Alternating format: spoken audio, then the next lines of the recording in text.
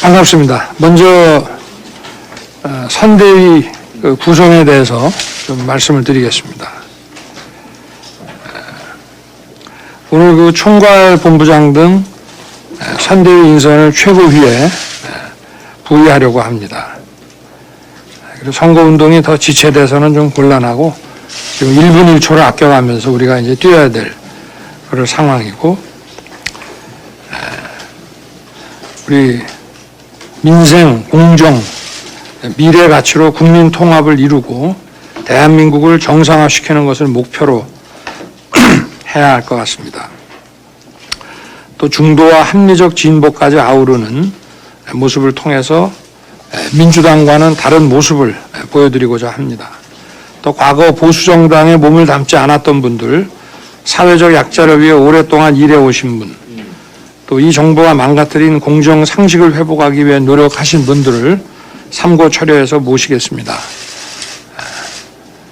이 선대위 구성은 한 번에 전부 마무리를 해서 발표하는 것보다 일단은 기본적인 우리 당 조직과 관련해서 우리 당에서 출발되는 선대위 조직을 먼저 구성을 좀 해나가면서 외부 영입 인사들은 순차적으로 저희들이 상고 처리해서 모시고, 또 최고에 부의를 하게 되면은 순차적으로 발표하는 그런 방식으로 선거운동 기간 동안에 이 선대위 조직은 계속 보강을 해 나가겠습니다. 그리고 이제 선대위가 출발하게 된 만큼 저 역시도 이 압도적 정권 교체를 위한 대장정을 시작하겠습니다. 저희가 이 막중한 책임감을 가지고, 이 정권 교체라는 막중한 책임을 가지고 더욱더 낮은 자세로 겸손하게 그렇게 선거운동을 해 주시기를 당부드리겠습니다. 지금 민주당은 이런 대장동 늪에서 빠져나가기 위해 가지고 지금 특검에 대해서 지금 차일피일 미루면서, 아까도 우리 원내대표님께 얘기 들어보니까 지금 상설 특검, 이 정부가 임명하는 그런 상설 특검 정도로 지금 빠져나가려고 하는데, 그렇게 하면서 후보 중심의 민주당 운운해가면서 마치 뭔가 변신을 꾀하는 것처럼 이렇게 하고 있습니다. 국민들이 다 알고 있습니다. 문제는 이제 저희들이, 우리 국민의 힘이 국민 앞에 더욱 겸손한 자세로 정말 정권 교체를 위한 지지를 호소하고, 저희들이 민생 현장을 또 다 찾아다니면서 국민들의 어려운 삶과 국민들의 그 바람을 저희들이 잘 파악을 해 나가는 것이 중요한 선거운동이라고, 또 그것이 유권자인 국민에 대한 도리라고 생각을 합니다. 하여튼 우리 전부 일치단결 해가지고 이 정권 교체를 위해서 다 함께 열심히 뛰어줄 것을 부탁드리겠습니다. 네. 대표님 말씀 주시죠. 예, 이제 선대위 실질적인 조직 구성이 진행되고 있습니다. 이번 선거에서 방금 후보께서 말씀하신 것처럼 지금까지 우리 정당에 참여하지 못했던 그런 지평을 넓히는 외부와의 과감한 소통도 굉장히 중요하고, 그것이 잘 진행되기 위해서는 우리 당에서 오래 헌신해온 우리 사무처 당직자를 비롯한 당의 중심을 지켜온 당원들의 참여도 매우 중요합니다. 그렇기 때문에 사실 이번에 선대위 인선안 어제 언론에 기보도되었지만은, 저는 당대표로서 상임선대위원장을 맡으면서도, 그리고 후보께 제가 직접 말씀드려서 제가 이번에 홍보나 이런 미디어 파트 같은 경우에는 제가 직할해서 제가 본부장급으로도 일하겠다라고 말했습니다. 이것이 가진 함의는 단순합니다. 앞으로 우리 선거 승리를 위해서는 어느 위치에 있는 사람이든지 우리 당을 사랑하고 우리 후보를 당선시키고 사람이라면은 지위 고하를 따지지 말고 본인이 참여하고 싶은 분에 능동적으로 참여하고, 그리고 서로 다른 사람이 활동하는 것에 지원을 아끼지 않아야 된다라는 그런 의지를 천명하기 위해서 제가 솔선수범하겠습니다. 그렇기 때문에 우리 당에 역량 있는 의원님들, 그리고 지방의원들도 그리고 사무처 당직자도 어제는 허대윤 국회 보좌진 저희 위원회 위원장이 저한테 와서 보좌진도 그 안에서 충분한 역할을 하겠다고 저에게 약속을 하고 왔습니다. 그렇기 때문에 이 신뢰를 바탕으로 우리 당의 기관 당원들인 여러분께서 참여를 바탕으로 해서 꼭 대선 승리를 만들어 나가야 합니다. 오늘 후보께서 저녁에 모교인 서울대학교를 방문해서 서울대학교 대학생위원회 지부 개설과 그리고 그들과의 대화를 하기로 지금 예정되어 있습니다. 이제 젊은 세대와의 소통을 비롯해서 우리가 준비했던 많은 선거 캠페인이 시작됩니다. 모두 많은 관심을 가져주시고 무엇보다도 내가 가도 되냐 말아야 되냐 이런 고민하지 마십시오. 고민할 시간에 그냥 오십시오. 고민할 시간에 참여하시고 고민할 시간에 의견 주시고 모두 앞다퉈서 나갈 때 저희는 3월 9일에 승리해가지고 방금 후보께서 약속하신 새로운 대한민국을 국민들께 전달해 드릴 수 있을 것이다. 이런 확신을 합니다. 오늘이 데이 1입니다. 오늘부터 다 같이 한번 달려나갔으면 좋겠습니다. 민주당 이재명 후보자가 느닷없이 심파극 같은 과잉 제스처까지 써가면서 반성 쇼를 하고 있습니다. 지킬 앤드 하이드 같은 이중 플레이로 눈속임을 하려는 의도로 보입니다. 하지만 국민들은 반짝 쇼일 뿐임을 너무나 잘 알고 있습니다. 지금까지 말과 행동이 완전 따로였던 적이 너무나 많았기 때문입니다. 대장동 이재명 게이트 관련해서 이 후보는 특검을 당장이라도 추진할 것처럼 컨설을 쳤지만 민주당 지도부는 특검을 위한 여야 협상에 전혀 응하지 않고 있습니다. 말로는 특검에 조건 없이 동의한다고 하지만 실제 내용을 들여다보면 지지부진하면서 그분 숨기기에 급급한 검찰의 최종 수사 결과가 나올 때까지 지켜보자 이런 식의 터무니없는 조건을 제시하고 있습니다. 특검 안 하겠다는 겁니다. 완전 이중 플레이입니다. 이재명 선대위가 앞에서는 꼰대 탈피를 하겠다면서 청년 선대위를 출범시키는 신용을 하지만 뒤에서는 이 후보의 기본소득 공약 등을 공개 비판한 제주대 이상희 교수를 당 윤리심판원에 징계 회부했다고 합니다. 당내 정책 비판에 재갈을 물리는 것이야말로 꼰대짓 아니겠습니까? 이 역시 완전한 이중 플레이입니다. 더구나 민주당은 역대급 종부세 폭탄을 국민에게 퍼부어놓고 이에 대한 반성은커녕 K세금 이러느니 노블리스 오블리주라는 하는 등으로 암말 대잔치를 벌이면서 불난 민심에 부채질까지 하고 있습니다. 민주당 정권의 부동산 정책 실패로 서울 아파트 평균 매매가가 12억 원을 넘어섰다고 합니다. 민주당 정권 동안 2배나 급등한 겁니다. 하지만 민주당 정권은 집값 안정화를 제대로 꾀하기는커녕 급격한 공시가격 현실화로 세금 걷을 생각에만 여념이 없습니다. 올해 주택군 종부세 대상자는 94만 7천 명이라는데 세금 5억 7천억 원 정도에 이른다고 합니다. 지난해에 비해서 대상자는 42%, 세금 무려 217%나 늘어났습니다. 내년에도 공시가격이 오를 뿐더러 공정시장 가액 비율이 올해 95%에서 내년에 100%로 상향되기 때문에 종부세는 또 더 오를 수밖에 없는 구조가 되어 있습니다. 5년 내내 부동산 가격 올려놓더니 부동산 정책 실패 책임을 국민에게 전가시킨 겁니다. 무능한 데다가 무책임한 정권이 아닐 수 없습니다. 지난 3분기 합계 출산율은 0.82명으로 역대 최저 기록입니다.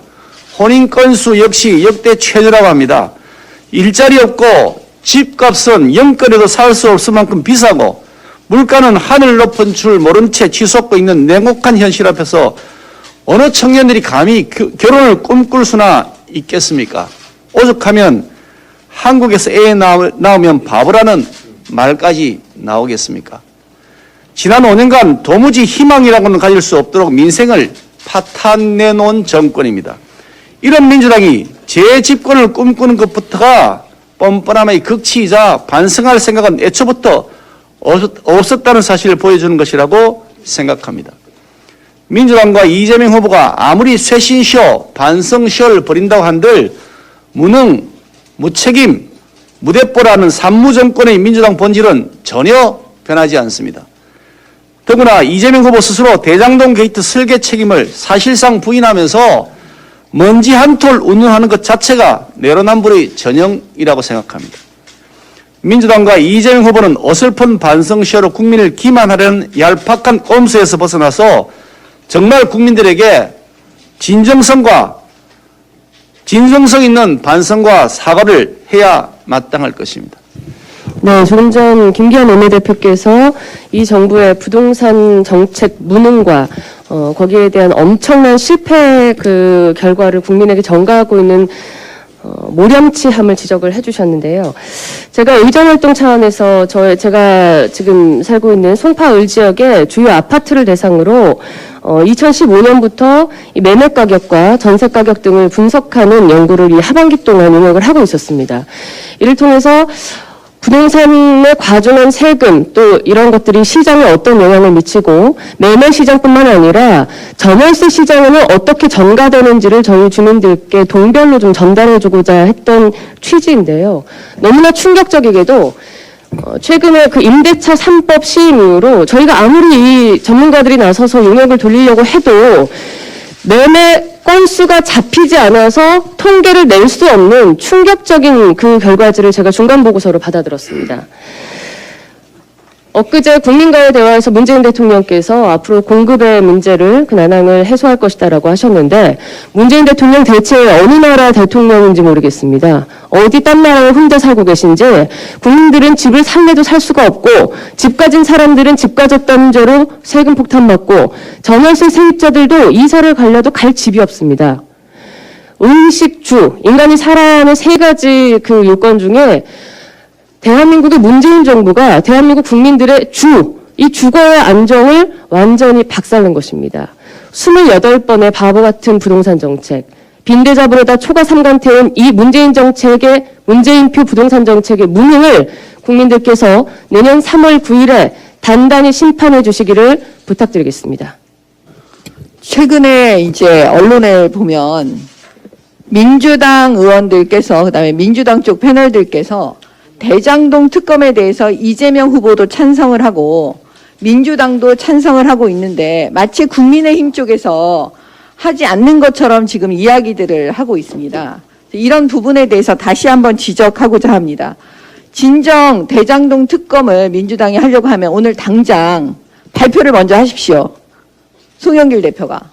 그래서 이걸 정리를 해줘야지 세상에 이런 꼼수가 어디 있습니까? 속으로는 그렇게 생각하지 않으면서 언론을 통해서 언론 플레이만 계속하고 있습니다. 그리고 저는 문재인 대통령께도 한 말씀 올리겠습니다. 지난 2019년으로 제가 기억을 하고 있는데요.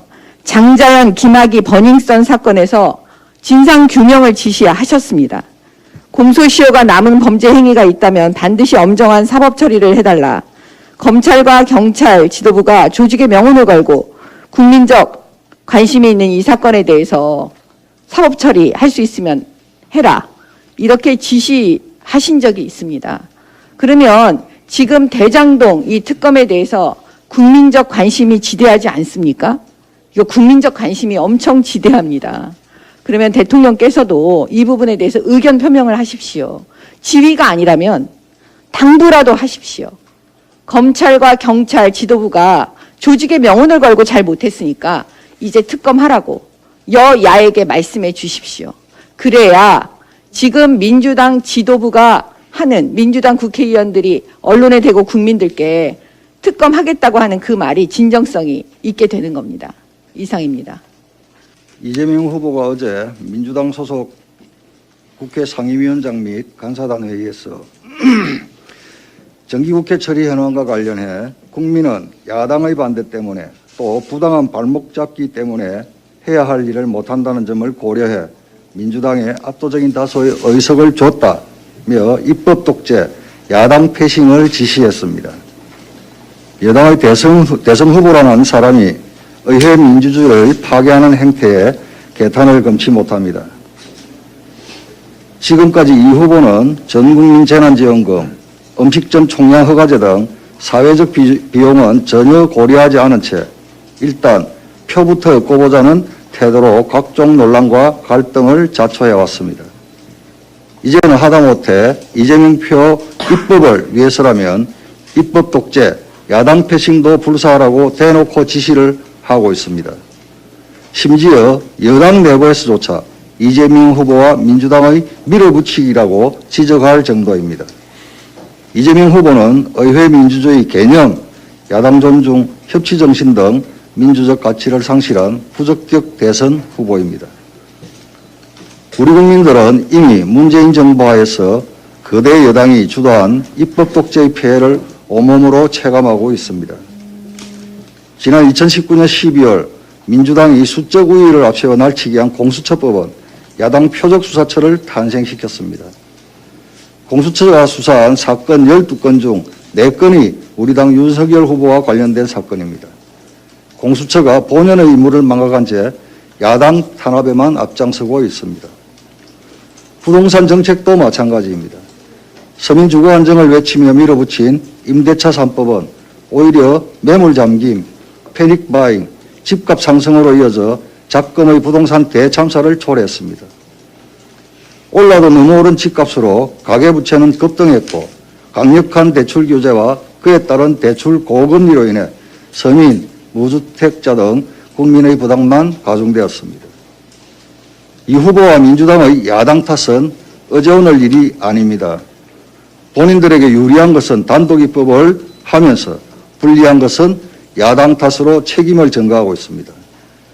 지난 18일과 22일 부동산 개발 이익 환수 법안의 논의가 파행된 것은 대장동 게이트를 물타기 하려는 이 후보와 민주당의 뻔뻔한 행태로 인한 것입니다. 그런데도 그 책임을 우리 국민의힘에 전가하고 있는 것입니다. 또한 말로는 몇 차례나 대장동 게이트 특검을 수용한다면서도 물타기용 조건을 달면서 사실상 특검을 거부하고 있습니다. 이 후보와 민주당의 독선적 행태에 대해 우리 국민들께서 엄중한 심판을 내리실 것입니다. 더불어민주당 이재명 대선 후보의 최근 행보가 눈에 띕니다. 조국 전 법무부 장관 사태에 대해 돌연 잘못이 확인되면 당연히 책임져야 한다고 말씀하시더니 국민 앞에 큰 절을 하며 국민들의 아픈 마음을 책임지지 못했다고 되뇌었습니다. 선거를 앞두고 지지부진한 지지율에 국민들 눈치를 보느라 급한 마음은 알겠습니다만 국민들께서 이재명 후보의 진정성을 느끼기엔 타이밍이 늦어도 한참 늦은 것 같습니다. 무엇보다 조국 사태에 대한 책임의 진정성을 보이려면 사태가 일파만파 퍼졌던 당시에 사과를 했어야 하는 것 아니겠습니까?